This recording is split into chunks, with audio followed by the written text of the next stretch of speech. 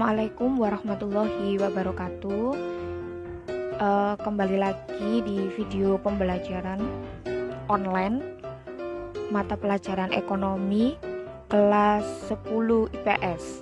Nah, pertemuan minggu lalu saya sudah menjelaskan tentang pengertian koperasi, prinsip koperasi, terus kemudian asas koperasi, terus kemudian rapat anggota, pengurus, pengawas, semuanya sudah saya jelaskan ya. Nah, sebelumnya gimana nih kabar kalian semuanya? Semoga puasanya lancar ya. Nah, pada pertemuan kali ini pertemuan yang terakhir ya sebelum nanti ada PAT atau penilaian akhir tahun. Jadi ini saya terangkan tentang SHU. Kemarin sudah saya singgung sedikit sih sebenarnya tentang SHU.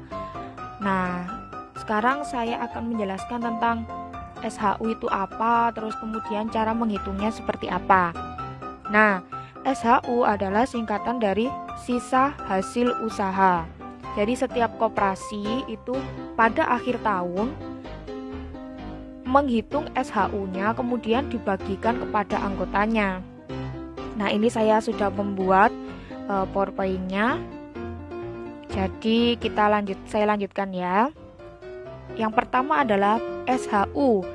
SHU pengertiannya apa? Jadi SHU adalah surplus hasil usaha yang diperoleh dari hasil usaha atau pendapatan koperasi dalam 1 tahun buku setelah dikurangi dengan pengeluaran atas berbagai beban usaha. Jadi di situ ada kata-kata surplus kan. Sebenarnya sebelumnya sudah saya pernah terangkan perbedaan antara surplus sama defisit. Kalau surplus itu kan berarti kelebihan ya, kelebihan uang. Kalau defisit itu berarti minus. Artinya surplus itu plus, kalau defisit itu minus. Itu ada yang saya tebali ya, saya cetak tebal. SHU bisa dikatakan sebagai keuntungan atau laba yang diperoleh oleh koperasi yang menjadi hak anggota koperasi. Jadi kalau kita berbicara badan usaha, itu kan pasti kayak PT, CV, firma, terus kemudian perusahaan perseorangan dan lain sebagainya. Itu kan pasti memiliki keuntungan kan. Maksud saya nggak pasti sih, pasti ada juga yang rugi gitu ya. Tapi kita menyebutnya kalau mereka memiliki surplus itu kan keuntungan atau laba.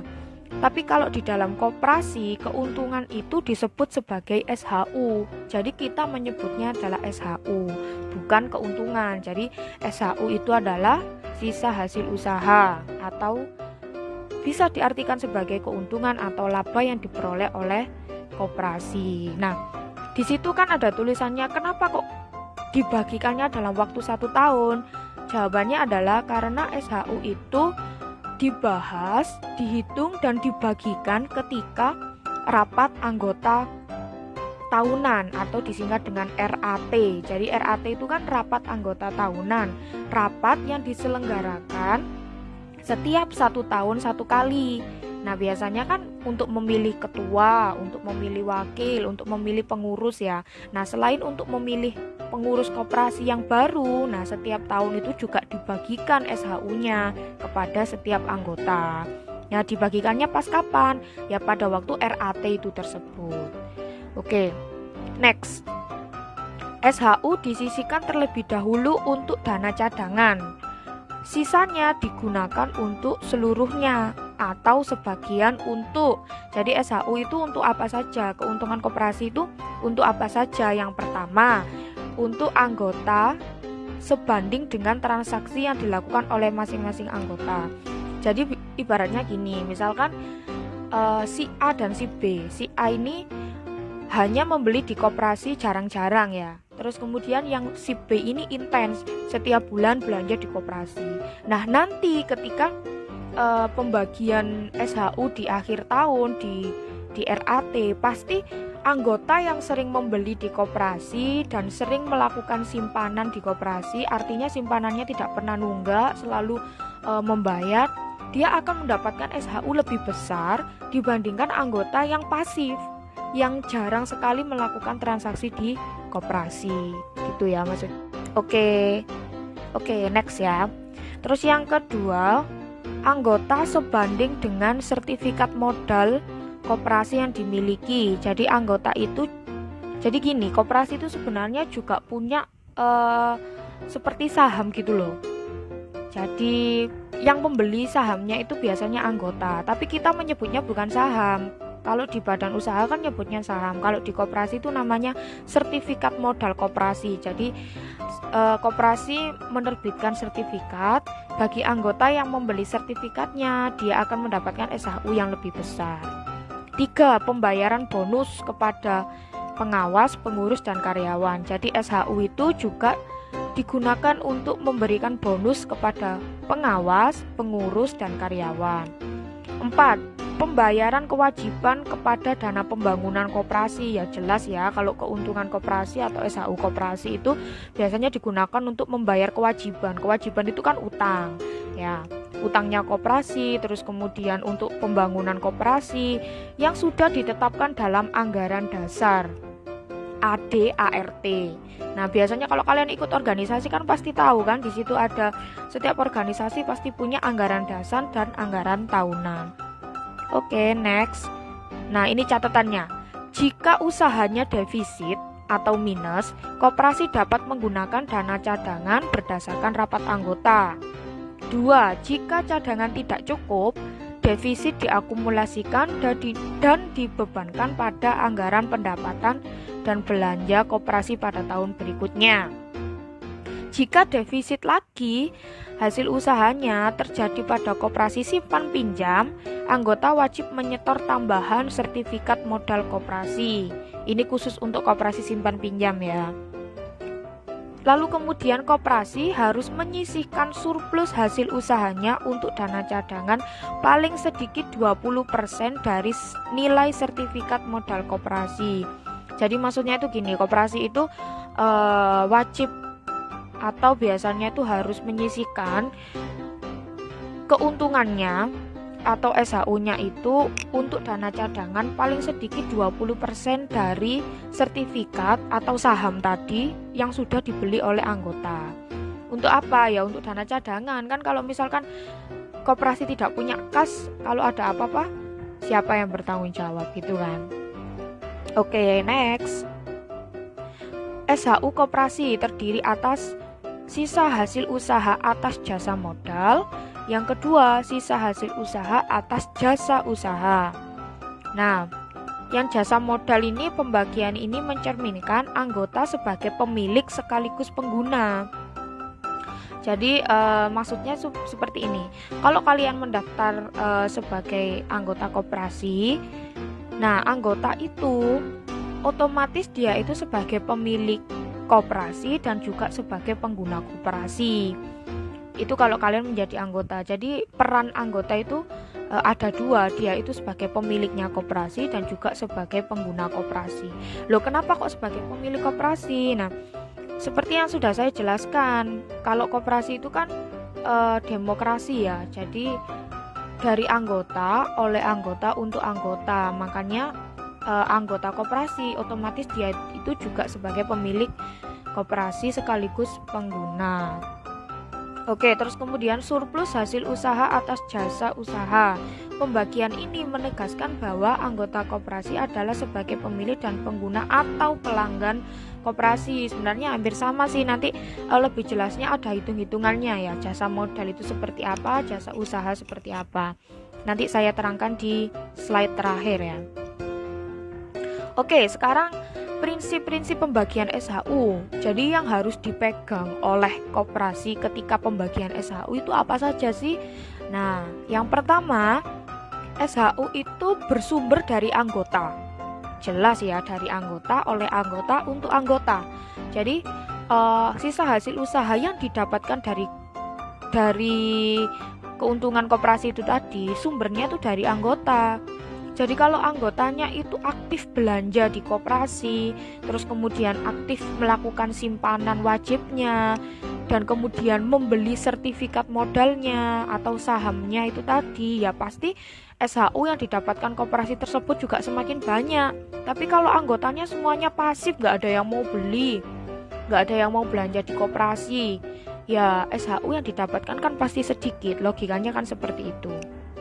2. Anggota sebanding dengan sertifikat modal koperasi yang dimiliki. Nah, ini sudah saya jelaskan tadi di atas. Terus kemudian 3. SHU anggota adalah jasa dari modal dan transaksi usaha yang dilakukan anggota sendiri. 4. Pembagian SHU anggota dilakukan secara transparan. Nah, ini ya, poin pentingnya adalah secara transparan. Jadi maksudnya seperti ini. Kenapa sih SHU itu harus dibagikan ketika rapat anggota tahunan atau RAT? Jawabannya, karena SHU itu harus dilakukan secara transparan. Makanya kenapa dibagikannya kan setiap akhir tahun dan harus dirapatkan di RAT. Nah, kalau tidak transparan kan bisa aja dibagikannya misalkan setiap bulan gitu ya. Oleh pengurusnya dibagi-bagi langsung ke anggotanya, tapi anggotanya kan nggak tahu keuntungan koperasinya itu sebenarnya berapa, terus kemudian utang koperasinya juga berapa aja. Nah, kan nggak tahu kan. Tapi kalau misalkan dirapatkan di RAT yang dihadiri oleh anggota koperasi, maka anggota yang hadir itu tadi kan pasti tahu, oh ternyata koperasinya mengalami keuntungan atau mengalami kerugian, terus kemudian dihitung SHU-nya berapa. Nah, seperti itu. Jadi harus bersifat transparan. Terus yang terakhir, SHU anggota dibayar secara tunai. Tidak dibayar secara kredit ya. Jadi dibayar secara tunai setiap tahun ketika anggota itu hadir di dalam rapat anggota tahunan yang dilaksanakan di akhir tahun. Pasti dari pihak pengurus koperasi akan membayarkan SHU kepada anggota itu secara tunai. Seperti itu ya, nanti ada hitungannya. Oke. Nah, ini sudah masuk pada rumus perhitungan SHU. Ini sebenarnya saya ambilkan di LKS kalian ya.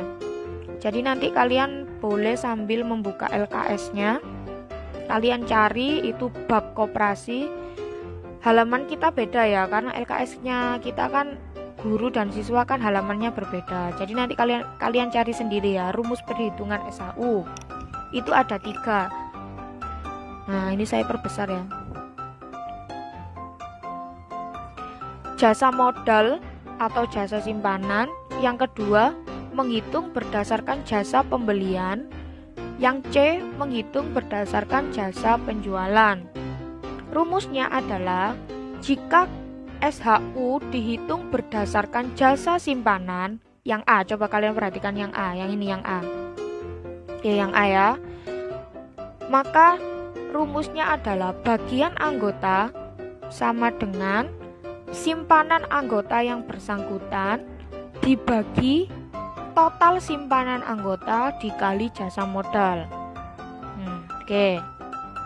Jika SHU dihitung berdasarkan jasa pembelian, kamu perhatikan rumus yang B, maka rumusnya adalah bagian anggota sama dengan simpanan anggota yang bersangkutan dibagi total simpanan dari anggota dikali jasa pembelian. Nah, ini rumusnya kok hampir sama dengan yang A, ya kan? Simpanan dibagi total simpanan gitu ya. Tapi sebenarnya lebih jelasnya itu kalau misalkan jasa pembeliannya, jika menghitung SHU berdasarkan jasa pembelian, itu rumusnya bisa diganti. Jadi pembelian anggota yang bersangkutan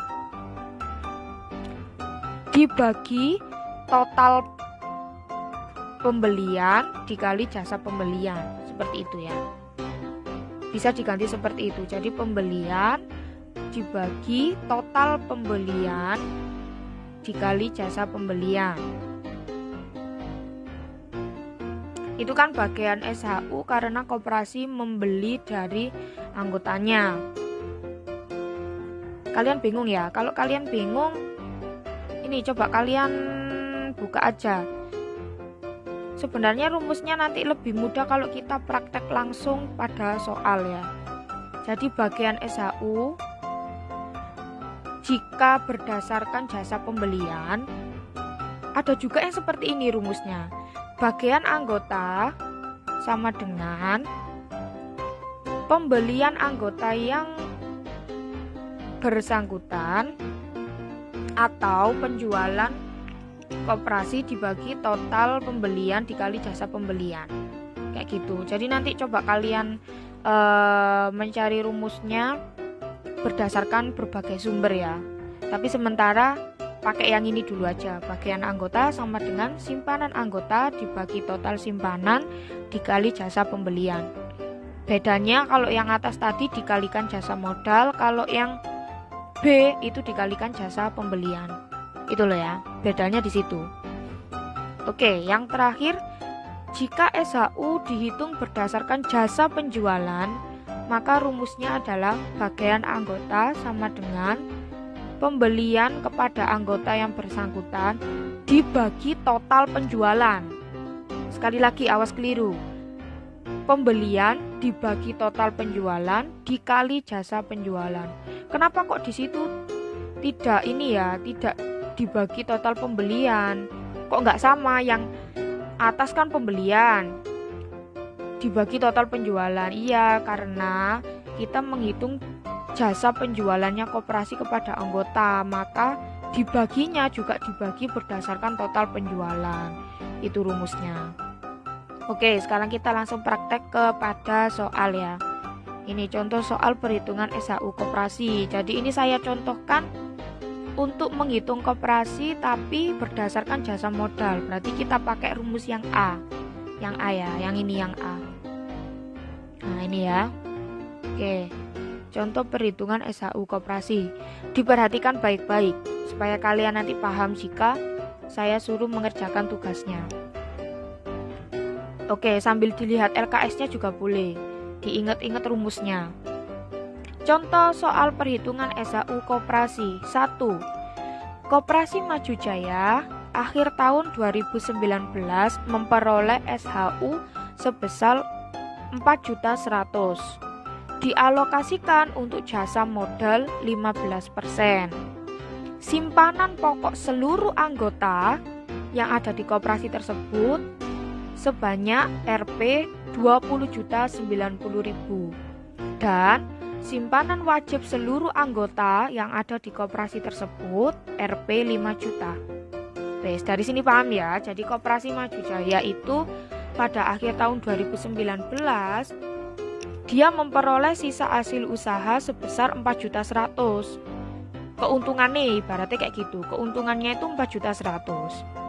Nah, kemudian dari keuntungan itu dialokasikan jasa modalnya 15%.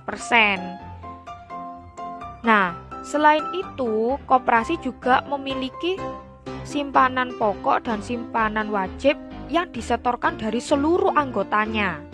Nah, simpanan pokok yang berasal dari seluruh anggota itu kan Rp 20.090.000 dan simpanan wajibnya sebesar 5 juta. Wes, dari sini paham ya. Nah, Fajar, ini saya contohkan Fajar adalah nama salah satu anggota koperasi. Jadi Fajar adalah salah satu seorang anggota koperasi yang memiliki simpanan pokok kepada koperasi Rp 100.000 dan simpanan wajib Rp 120.000. Jadi ibaratnya gini. Loh Bu, kok beda Bu simpanan wajib sama simpanan pokok? Ya iyalah, simpanan pokok tadi yang dimiliki koperasi kok lebih banyak daripada yang dimiliki Fajar. Ya kan Fajar kan cuma satu orang. Jadi ibaratnya tuh kalau simpanan pokok yang dimiliki koperasi itu kan totalnya, total seluruh simpanan pokok dari semua anggota, makanya jumlahnya banyak sampai 20 juta lebih kan. Nah, sedangkan Fajar dia itu membayar kepada koperasi simpanan pokoknya 100.000 dan simpanan wajibnya 120.000. Oke, berdasarkan data di atas, hitunglah bagian SHU yang harus diterima. Nah, ini salah ketik ya, saya maaf. Jadi sebenarnya yang harus diterima Fajar bukan Diana berdasarkan jasa anggota. Sorry ya. Itu ada salah ketik karena kemarin sebenarnya mau bikin 2 soal, Fajar dan Diana gitu. Tapi akhirnya yang Diana itu saya hapus karena daripada nanti kalian bingung. Dan itu saya kopas dari soal Diana, ternyata Diananya belum kehapus. Jadi maaf ya. Jadi sebenarnya itu hitunglah bagian SHU yang harus diterima Fajar berdasarkan, nah itu ada kata-kata berdasarkan jasa anggota. Jadi kalau berdasarkan jasa modal, berarti kalian harus pakai rumus yang A. Bukan jasa pembelian loh ya, bukan jasa pembelian, bukan jasa penjualan. Jadi untuk soal tersebut memakai jasa modal. Jadi kalian harus memakai soal yang A. Ini bagian anggota sama dengan simpanan anggota yang bersangkutan, berarti simpanannya Fajar ya kan, dibagi total simpanan seluruh anggota yang ada di koperasi dikalikan jasa modalnya. Oke, ini soalnya bisa diperhatikan lagi, dibaca pelan-pelan. Saya beri waktu untuk membaca. Oke, sekali lagi itu bukan Diana ya, tapi Fajar. Maaf Rek, itu pas ngetiknya malam-malam soalnya sedikit ngantuk.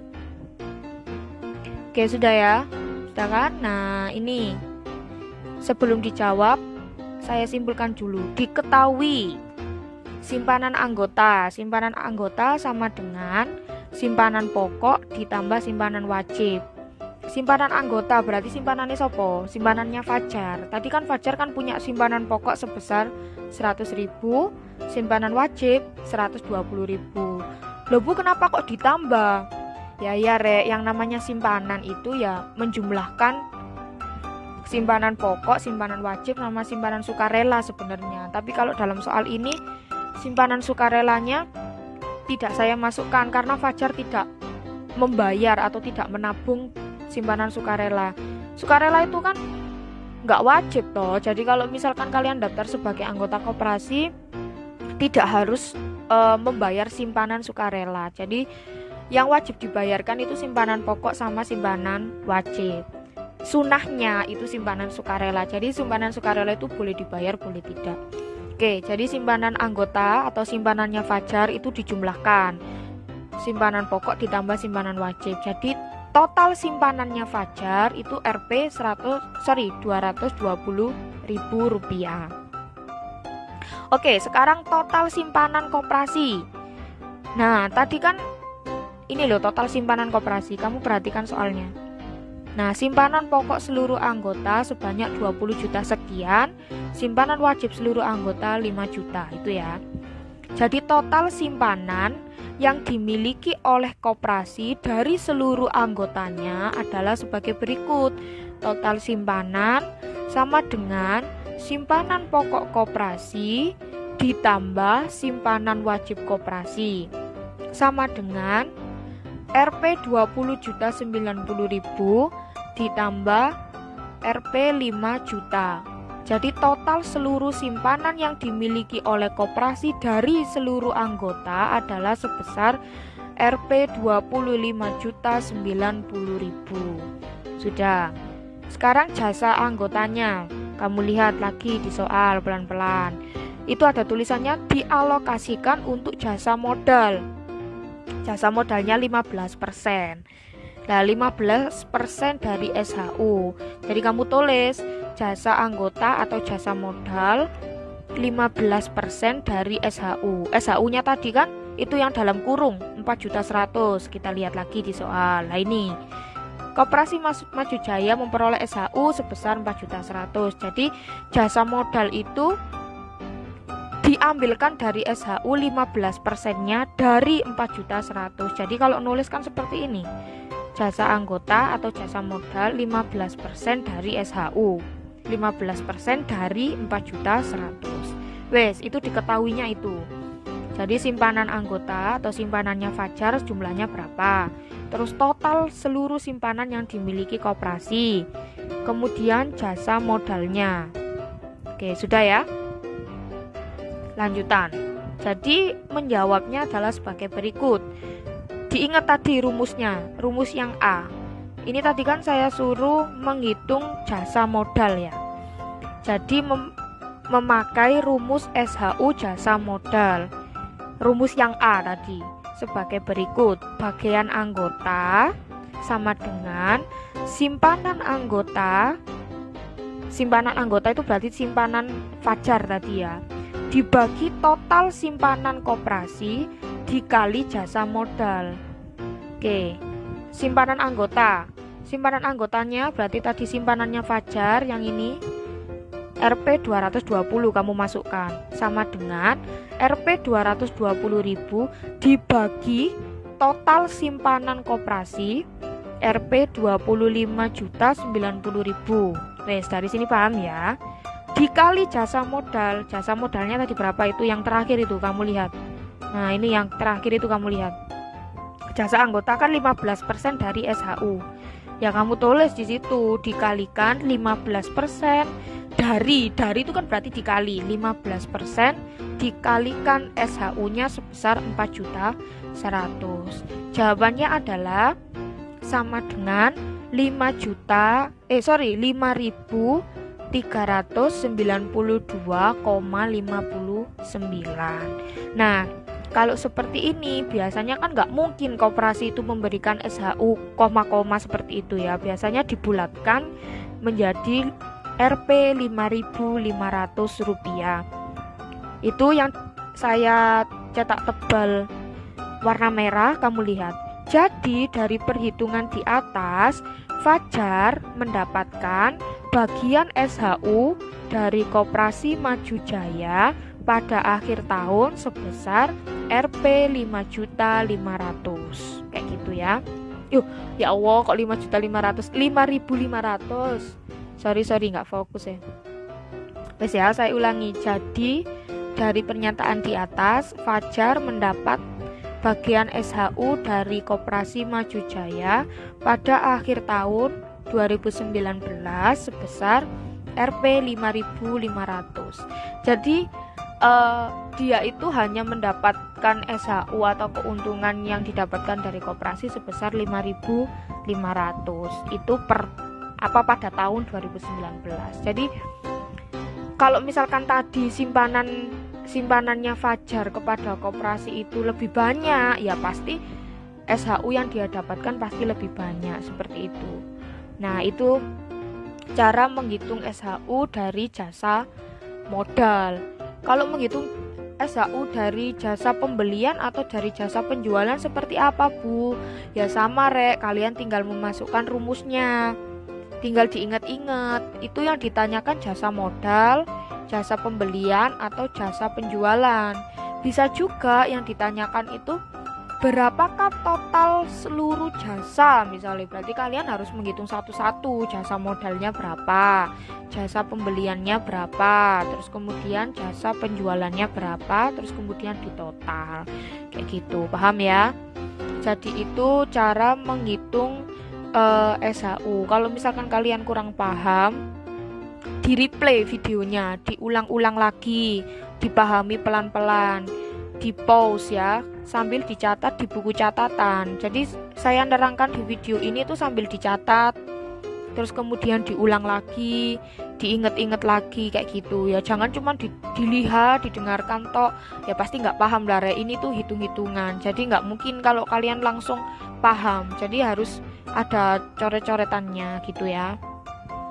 Dan ingat, seluruh video yang sudah saya terangkan di PBM online ini dicatat, Rek, disimpan ya, nanti buat latihan PAT. Soalnya kita kan nggak ada waktu buat ketemu. Jadi kalian mungkin kesusahan untuk menanyakan pelajaran dari saya, maka solusinya ya itu tadi, kalian harus mencatat apa yang saya terangkan. Kalau misalkan udah dicatat, Bu, videonya sudah di replay berkali-kali, di pause, ya cari sumber lain atau minta diajari temennya. Kalau kalian sungkan tanya ke saya, kayak gitu. Dan sering-sering latihan soal, Rek. Di LKS itu soalnya itu bisa kalian kerjakan sendirilah, meskipun tidak saya suruh ya. Oke, sudah. Ini ya, kata-katanya adalah ilmu tanpa amal adalah omong kosong. Amal tanpa ilmu adalah kesesatan. Selamat Hari Pendidikan Nasional ya. Dan terima kasih sudah mendengarkan video dari saya. Wassalamualaikum warahmatullahi wabarakatuh.